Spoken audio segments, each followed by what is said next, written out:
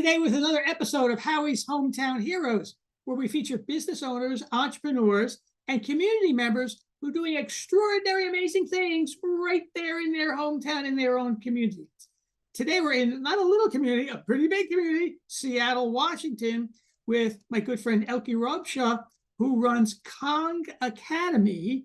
Think King Kong? There's a big connection there. So we're going to learn all about her school, how she helps kids, and lots of stuff, and helping kids like all over the place. So it's really an awesome school, awesome. She's an awesome person to run that thing, helping kids out all the time. So thanks for being here, Elke. Appreciate it. Thank you so much, Howard. It's a pleasure to be here. Yeah. So tell us a fun fact, just something crazy that we wouldn't expect from a teacher. Maybe, I don't know. I'm just saying. Okay. First of all, I'm not a teacher. Okay, that's a fun fact right there. That's a fun fact. Yeah. Even though I run a company teaching kids, I'm not the teacher. Actually, that's not even true. I am a teacher by trade or profession, but it's not really what I chose. But a fun fact is that instead of being a teacher, actually, I used to be a police officer. Oh, that's interesting. Yes. So my previous life for a little bit. And where was that? I take it you were not born here for some reason. No, I was not. I was born in Germany. So yes, I joined the police force when I was 18, and I stayed for 5 years. And then I thought, okay, that's enough. I moved on. Okay.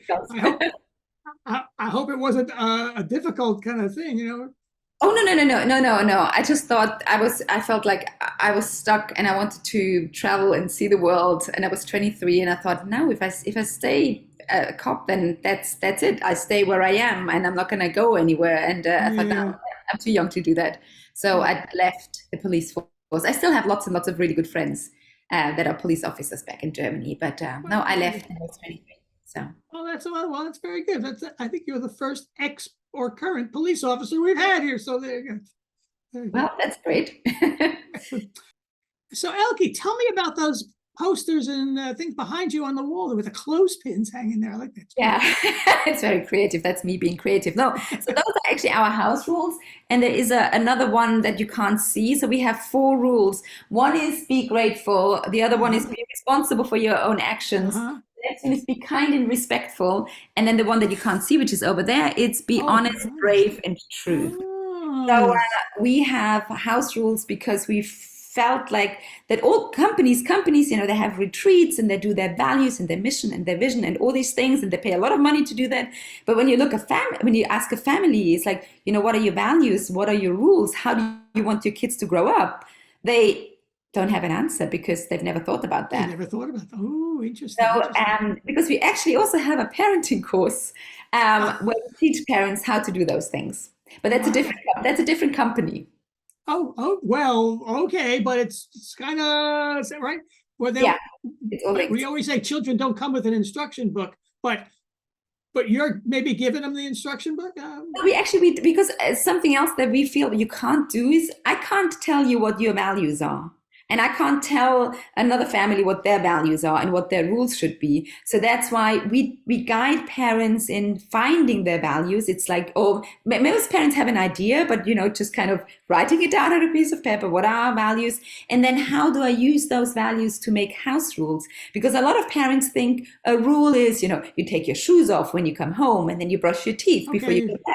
But that's a routine. A rule is something that's super solid. And no matter what happens at home, and it applies to everyone, to parents and to kids. Okay. So if I'm not nice to Kurt, my boys will point out, well, you're not being very kind and respectful right now. And I go, okay, fair enough. It's true. So it works both ways. And it's just how we use them every single day. That's why they are above the kitchen. That's why they're up there. Wow. Yes, awesome. I like that. I think we got to give that to every new parent, right? Or before they're even parents. It's really, or at any stage, it really changes. For us, it changed everything. And we started it when we were on vacation, and Kurt was really upset with the boys. They were all over the place and no one had fun. And that's when we said, okay, this is not okay. We need to come up with rules, how we treat each other, and that's how that started. And And then keep going. Did you get any resistance to the rules? No, because we all worked on it together. So it was okay. Oh, that's great. No, no, it's not us giving them, it's like these are our rules now. It's like, no, hey, how do you want to be treated? How do you want to treat other people? How do you treat your friends? And if that's how you treat your friends, how about, should you treat your brother the same way? Yeah. So it was not a top-down approach. It was like, hey, let's all sit at the table and figure out how to do this. Oh, good. Well, that's great. And Yeah. when did you do that? How long ago was that? They were 8. So we did that in 2018. So that's So, 5 years ago. so several years. I mean, I'm just saying. So I guess that what I'm getting at is you all came up with a family. These are you saw an issue. These are the rules we got to follow. We creating these rules, we got to follow them and move forward. And that's it. You make the decision and you're done. Yeah. Wow, I'm impressed. I'm impressed. Well, that was really very cool. Very cool. Elke, that's nice. So, so tell us a little about Kong Academy. What's the big picture and what's going on there? Yes, so Kong Academy, we teach kids social and emotional skills, and a lot of companies, or especially a lot of schools, are trying to do that right now. But we realized that by sitting down and filling out worksheets and just kind of being hypothetically speaking about these things, it doesn't really work for kids. It needs to be relevant, it needs to be immediately, it needs to be meaningful. And well, the language that kids speak is play, is games, is movement. Oh, right. So we decided we use the things that kids do and kids want to do and teach them those really, really important life skills. So that's what we do at Kong Academy. So tell me more about that. What kind of movements and things do you do? Okay. Yeah, so so the founder is Kurt Jordan, and I joined pretty much at the same time. And then we realized that we were both really into movement, and the type of movement we enjoy doing is called parkour. So in parkour, if you don't know what that is, it's basically getting from A to B, from whatever point to whatever point, it's in the most efficient way, but that's actually not true. In the most fun way, in the most adventurous way, in the most creative way. So it's a little bit. I'm sure you've all seen, or you've seen American Ninja Warrior. Oh, they're almost like they're going from thing to thing and swings and exactly, go from thing to thing and swing and jump and do all these things. But they have these massive squishy obstacles, so they're really big and they're really squishy. So we do something similar, just kind of toned down a little bit, and in the real world. So outside, we also have our squishy equipment for kids. But the idea is that you basically, it's what kids do at the playground. When they balance, when they jump, when they swing, when they do all that stuff. So that's the kind of movement that we use in order to teach the social and emotional skills. Oh, interesting. So kids have that. I think I've heard that before. That kids have that natural language of play, and not so much competition, just play. It's a little bit of both, and I think it's even the concept of competition is actually, because I think a lot of parents, let's face it, competition can be really difficult, because especially if you have more than one kid and they start fighting and arguing, no more competition, this is bad. But actually what's really important is to teach kids how to deal with losing, how to deal with winning. How do you behave when you win? How do you behave when you lose? And that's much more important, because let's face it, once they are adults, there is competition, and there will be losing and there will be winning. And no one wants to be with a winner that's just, all unpleasant and rubs it in your face. So those are the things. This is exactly what we use because when you play games, most of the time there is a winner. But then it's really important that you're a gracious winner, that you congratulate the other people that were part of the team, that you tell everyone the things they're good at, and that they learn from you and how they can improve. So I think instead of thinking, competition is bad, it's like, no, how can we use competition and turn it into something, a learning opportunity for kids? Very good. Well, that's really cool. What are the age ranges of the kids here? So we teach kids between the ages of 4 and 12, but our main group, the biggest group, is 6 to 8 year olds. So we have a few tiny ones, and it's so cute. It's so cute when they kind of go climb over the obstacles. It is just, oh my God, it's heartwarming. But so our main group is 6 to 8 year olds, and then as they grow older, they stay with us, and that's why we have a few 10, 11, and 12 year olds. But then our program kind of is coming to an end at that age. Oh, at that age. Okay, your program is coming to an end. Yeah, it's and then I mean, unfortunately, right now we don't really have anything for them to move on. I mean, we have some of the students that have been with us for a long time. They then, for example, join our summer camps as as volunteers or as assistants, or once they grow older, as counselors and coaches, so that they stay as part of the community. But in terms of our programming, it's that we don't have anything right now. So actually, I'm also working with people that then take over at that age. Oh, I That see. like a good friend of mine, he does building men. So he kind of works Oh, with the 12 to 18. Dennis Morola, do you know him? Dennis, bro. Yeah, I know Dennis. Yeah, yeah, Yeah, yeah. yeah. He's a And great guy. he's amazing. He's absolutely amazing. I love his program. And my son is going to join his new coaching group.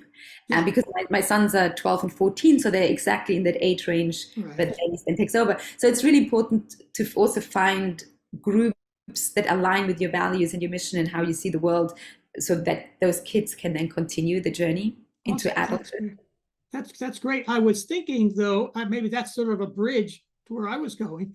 Did you ever think of doing a corporate retreat for adults and similar kinds of It's activities or things actually like so. that? Another fun fact: just the day COVID hit, no, the day before COVID hit, on March 12th, we got a signed contract back from a very, very, very large company that to start the program there. But then, and it would have been an in-person program, Yeah. but then obviously March 13th, Oh, yeah, yeah, yeah. everything closed down and things have changed.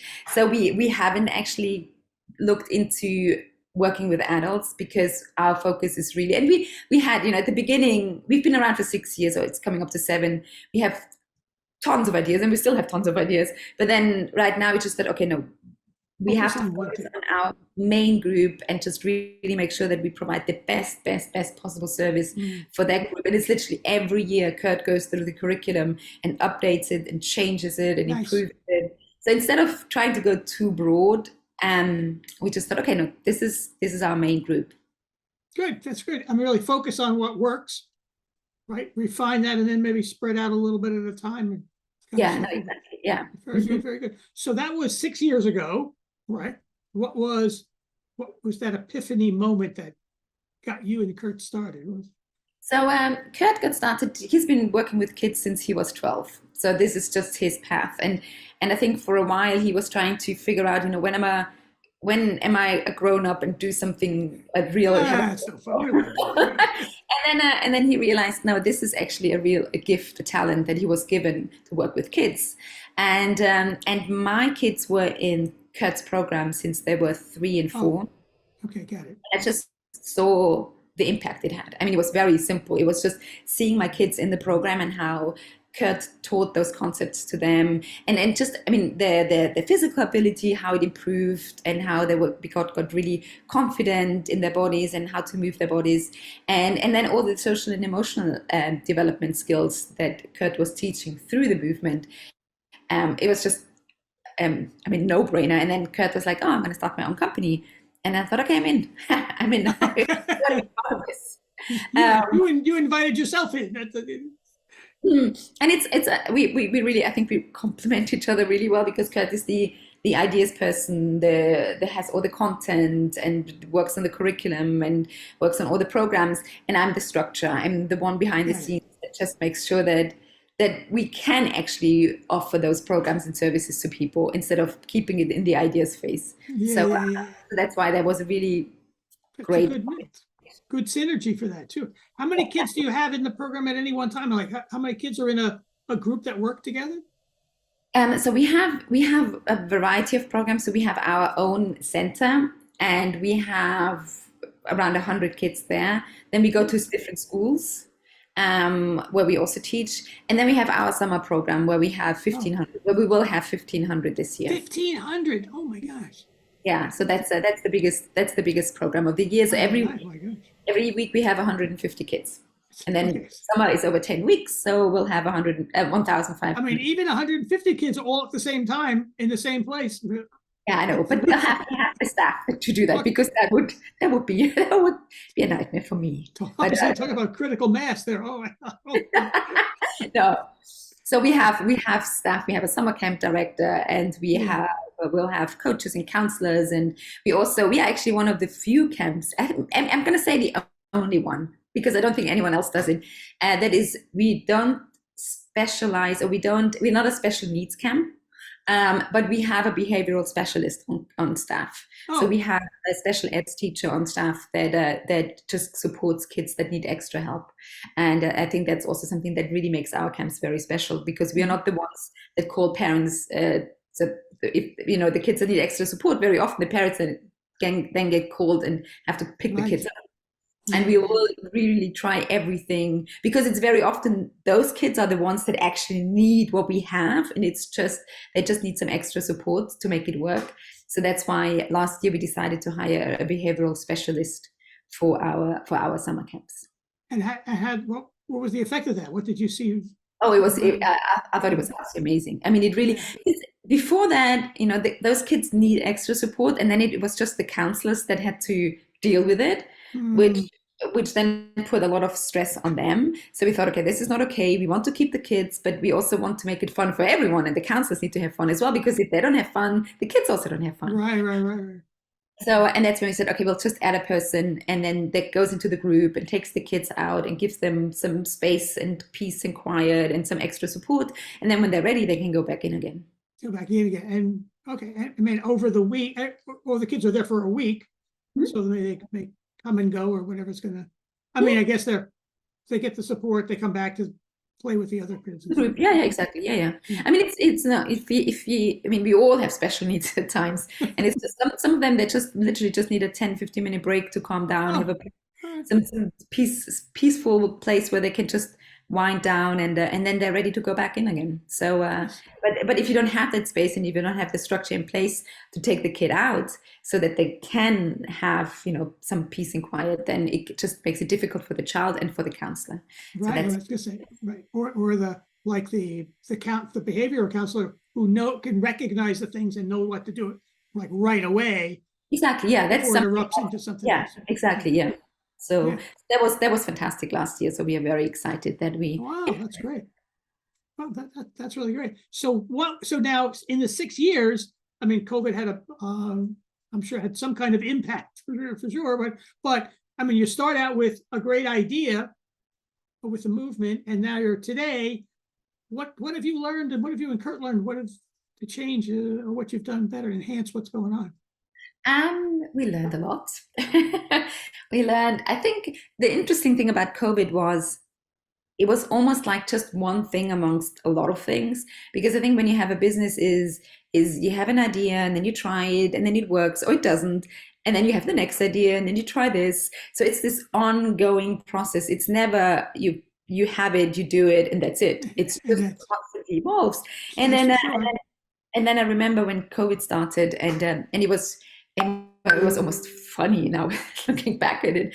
It was like schools are closed, and it was like schools are closed. What? That's not possible. It's like okay, schools are closed, and then the community centers are closed, and then eventually playgrounds were closed, and then Yeah. parks were closed, and you just Yeah. think, okay, that's it. We cannot do anything. So you have this idea of this is how it works. And when this idea closes, then a natural reaction is like, well, that's it. But then what you then need to do, you need to get out of this lane and move over here, Yeah. Yeah. Yeah. Yeah. over here. And I think that's an ongoing thing in business. It's like if you just focus on this thing, once this closes, it's like, well, what's left? Nothing. That's right. So it's just really important to step back and look at the bigger picture and see, okay, what are the other options? And that was really, really helpful for us because, well, like so many others, but at the time it was almost impossible because no one had done it.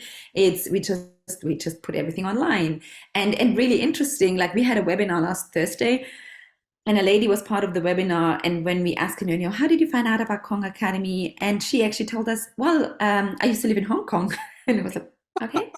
And yeah, during COVID, I found Kong Academy because you offered virtual we offered everything virtual. All our classes were virtual. We offered virtual camps.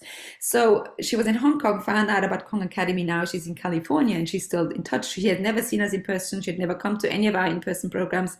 But because we have an online program and we had a virtual program, that's how she was drawn into the community. And that would have never happened without COVID. Without COVID. So there you go. There's an example of somebody who was really helped in that way. Yeah, so to us, it really was maybe not necessary, but an interesting push in a direction that we would have never gone otherwise. And actually, just before our talk here, we had a meeting on how to improve our online program. Oh, And it's like the next 2.0. Yeah. And again, would have never happened without COVID. wow, that's really awesome. So it's really about being creative, right? You're faced with a challenge, right? So first of all, we get it. You're starting a business or anything, it's never going to stay the same no matter what.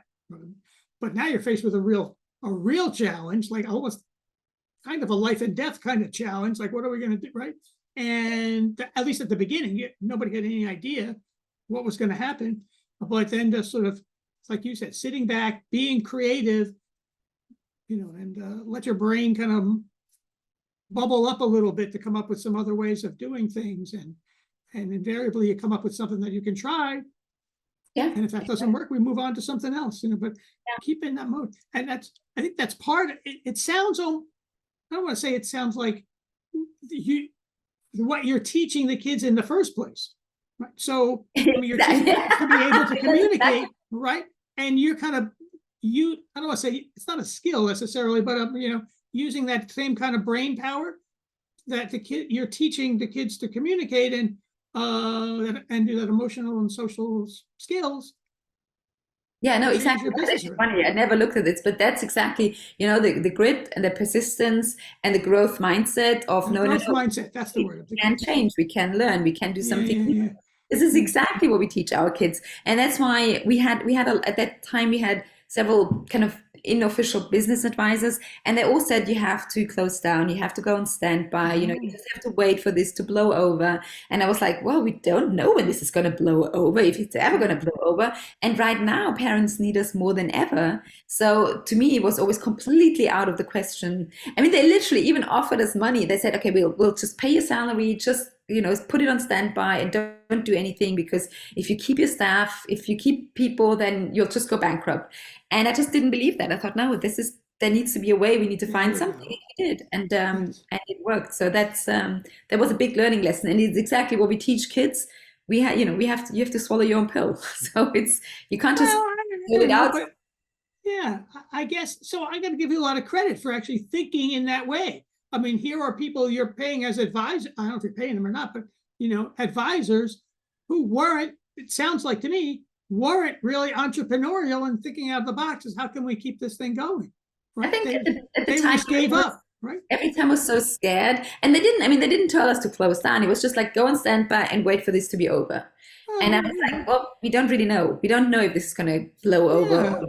So and again, to me, it was completely out of the question. I thought, like, no, we will find a way. We'll find a way. That's what I mean. That's what they weren't thinking that way, and you and Kurt were. So that was, I think give it a lot of credit for doing that. Not everybody would really stick it out in a total unknown. Like literally, nobody knew what to do. Yeah, but it was a total unknown for all of us, for everyone. It was worldwide, total unknown, new situation. So it was definitely very interesting. Not right. Interesting is the good choice of words, right? So that's very cool. Got to give you a lot of credit for doing that. I'm glad you're kind of moving forward. So now, do you have some success stories with kids who maybe came into the program? I don't know if they had a social behavioral kind of issues or even regular kids. How did the kids enhance from one year to the next and move forward? So you have quite a range of kids. How long have kids been in the program? Oh, we have pictures of kids that when they were in preschool and now they are our volunteers or assistant coaches at Nice. our camp. So Kurt has been with them for like 10 years or even more. So that was before Kong Academy. So they were already his students. Uh-huh. But I think for us, actually one of the biggest success stories, just in general, not necessarily one kid or a group of kids, was at the beginning we thought we opened a movement school. Just Um, for like or just almost the like movement. It's like extra. we teach parkour, we teach kids those physical skills, and then we got emails from parents saying, it's so the funny thing is no one ever said, "Oh, so cool, my kid can now climb over this box," or or jump further. No one ever. We never got an email saying that. But what parents told us, they said, it's really nice because they are just better able at managing their emotions. They're nicer to their siblings. They are just calmer. And then that's when we realized, oh, we are actually onto something. It's not about the movement skills. It's about these other skills that we didn't even Ah, know. We weren't at the beginning, the first 2 years, we weren't consciously teaching those skills. It just is part of the program. It's part of how Kurt teaches that they got those skills. And that's when we became much more intentional. So that's when we changed our entire curriculum and said, okay, no, we don't teach movement. We teach social and emotional skills, and movement is the tool we use. tool to you. Ah, So it's even though on our website it says parkour for kids, but that's just because then kids and parents get excited. But what they really learn is and I'm sorry, now a funny story is like we had in our summer camps, we had a bunch of kids that were sitting there and just talking about the camp, and then one of the kid, he goes like, yeah, the summer camp, it's like you learn stuff but you don't really notice that you learn stuff. It's like school but more fun. very good. Very, So that was super nice. So yes, very exactly. nice. Very Learning nice. things without noticing that you're learning things, Things, yeah, and yeah, that is fun. yeah, very good. Very good. So I got to ask you. So now, where are you going in the future? Like, what are some of the next thing? You got summer camp coming up in a couple months, and then what? Right. So yeah, so our summer camps are coming up, so that's really exciting. But we have so many plans. Oh my God, we have so many. Two things are, first of all, because right now our in-person program is only in Seattle. So this is really something we are right now working on a program that is easily transportable. So Oh, where we don't nice. need equipment, where we just have our program and maybe we call it a backpack program where coaches just get stuff in a backpack, and so we are right now looking for the right kind of, I don't know, town, states, schools, to expand our in-person program. Yeah. So we're looking at either California or Texas or Florida because I want to be somewhere where it's warm. And so that's one of the plans that we're having. And then we are putting together what we call summer camp in a box. Oh, Because right now, we've grown. We had our first summer camps in 2017, and we had a total of between 20 and 30 kids. A total of that was our summer camp 2017. Now 2023 we will have 1,500. So nice. we've done the whole journey from not having any kids to having a lot. And so we put everything that we've learned over those 6 years in a program. And then if people want to run a summer camp somewhere else, they can just get our summer camp in a box, and then they can do their own thing and run their own summer camps using our ideas, our curriculum, our program. So that's another big project. And actually our biggest project is the online Oh, movement program for kids, because it's just really convenient, because very often it's such a drag when you have, especially if you have to work, and if you have more than one kid, it's like driving to school, picking them up, driving them there, waiting until they're done, then going to the next one. It's like it just takes up so much time, and it's also really expensive. So we developed a program where kids can do very, very similar activities that we teach in class, but they can do it at home. oh, So okay. it's super fun, it's super high energy, and then that gives especially moms, I mean dads as well, but especially moms, just a break. When you need to finish a project at work, or you need to finish dinner, or you just want a break from your kid, instead of sitting them in front of a a video game. Yeah, sure. They can just put that on, and then the kid can, and it's completely independent. They don't need any parents interact. I mean, parents don't need to be involved. They can do it by themselves, and then just get some energy out, burn some energy, and then move on with the rest of the day or the Wow, evening. very nice. So that's one of our biggest projects that we're And working it's on. those kind of, what do we call it, games in a box, or I don't know what to call it, but indoors and outdoors. So the online is yeah, we have both. We have most of the things are indoors because I think we started it when it was winter and we said, hey, you're stuck at home, or during COVID. My God, yeah, stuck at home, can't go outside. Yeah. Here are some stuff for your kids to do. But then now, as things opened up, we have a super fun, I think, 15-minute video of how to play on a picnic table. You know, those picnic tables with those things. Yeah. So it's like creative movements, or how to climb a tree safely, and just kind of stuff like that. That's super fun. So that'd be fun. That'd be fun.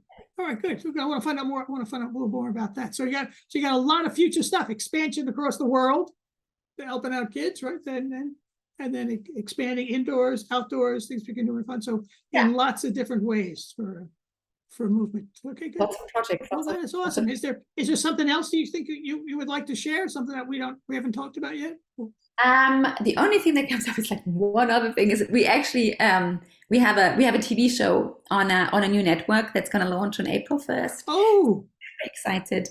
It's called the Honest Network. Honest, but without an H, just O, like one ONEST, Honest Network, and it's really cool. It's just a different approach. It's not based on binge watching or sensationalist, or it's just kind of advice and entertaining but positive. Because I mean, I just watched the news for like a few minutes this morning, and I thought, oh my God, it's so depressing. I just don't want to be depressed. Life's hard enough. That's right. That's right. We don't need to get any worse. I know how you feel. So I'm really excited about that. So that's going to be cool. That's really great. I'm looking forward to seeing that too. So we'll have to find out more about that. So thanks, Elke. I really appreciate you coming on the show, sharing about Kong Academy. This is great. I got to find out more about this kind of stuff. So just for full disclosure, my grandson's a little over 4, and they got a huge yard. They got, so I think we're going to try to do something here. I feel like there's something coming up here. We'll figure it out though. So that's really good. Perfect. That sounds fun. That's great. So everybody, look at if you know anybody who as cool as Elke and Kong Academy, let me know. We'll put their names in the comments, and we'll bring them on the show and kind of talk about them also. But we're here for Elke and Kong Academy. So click on the links below, and you'll see all stuff about her and links and websites and TV shows, and it'll be on the moon soon. Who knows? Whatever. So thanks, Elke. We'll see you next time. Thank you. Thanks for having me. It was fun.